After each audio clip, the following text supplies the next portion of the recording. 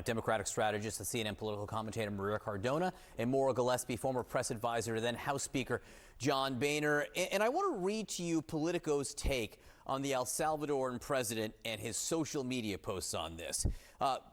Bukele, of course, made 2 posts on social media. Now that he's been confirmed healthy, he gets the honor of staying in El Salvador's custody, Bukele wrote. And finally, I love chess.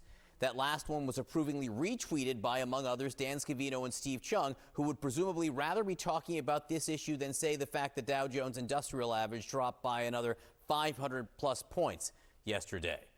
Maria, what do you think about that? Look, I think, John, this is an indication that every U.S. citizen needs to be incredibly concerned about what is happening. This case is much more than just about Kilmar Abrego Garcia, which is what the administration wants everyone to focus on. It's much more than that.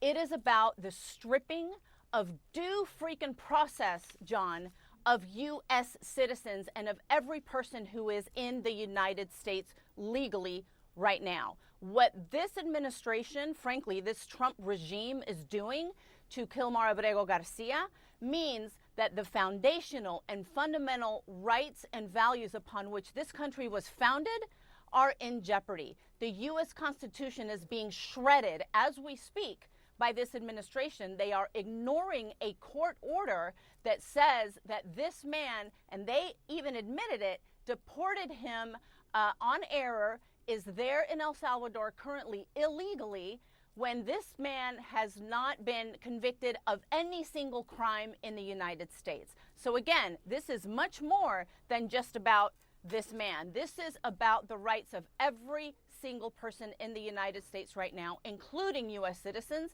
And we have seen already that a U.S. citizen was detained in Florida under ICE. And again, this underscores just how egregious this Trump administration is treating the due process rights and the Constitution of the United States of America. And Democrats need to be underscoring that every person's rights and due process are in jeopardy right now under the Trump regime. Maura, do you think that's how the White House sees it? And do you think that's how the American people writ large now see this? The White House knows that they actually have, this is a winning issue at large, the issue about border security. Where they made the mistakes here was, 1, admitting that they made a mistake and then not rectifying it when they could have. 2, obviously, not following the court order. But 3, Tom Homan was out there today and last night talking on this network and others about how he doesn't think a mistake was made when the White House and members of the White House have already admitted it as such. But more than that, he said that the agreement or the conditions about not sending him back to El Salvador doesn't matter anymore because the gang that was, potentially targeting him is no longer there. Well, they don't exist anymore is what he said. Well, they don't exist because they're in the prisons where you sent him. That is one of the biggest issues. They violated the court order of sending him back to El Salvador. And I think that if they had just followed the letter of the law and, as Maria said, followed due process, yes, he may still, if he comes back, he may still be deported, but he wouldn't be deported to El Salvador.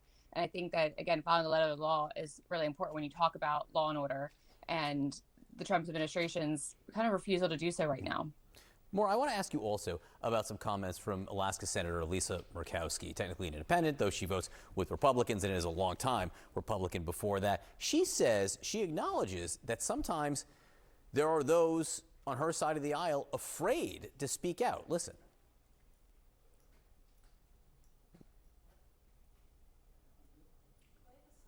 Okay, I guess we don't have. We are all afraid. Okay.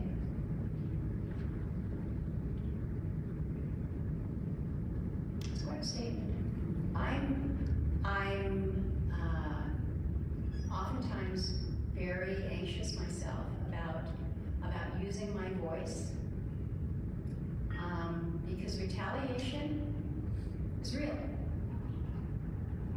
and that's not right.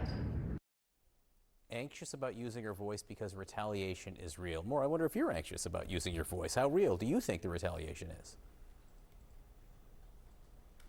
I'm not, because I think that being a Republican, and I'm not going to just give up on being a Republican, and I think that Lisa Murkowski is also in the same boat, of recognizing that the party is going to exist and stand long beyond Donald Trump. But what it will look like is to be seen, because there are so many people who have sat by and been quiet and refused to stand up against him. You're seeing, Jerome Powell, who is recently just said, he can't fire me, it's illegal. There are very few people in the Trump administration and Trump world who will say and stand up to him. And that's why you see the problems that we're seeing, right? He's surrounded by yes men.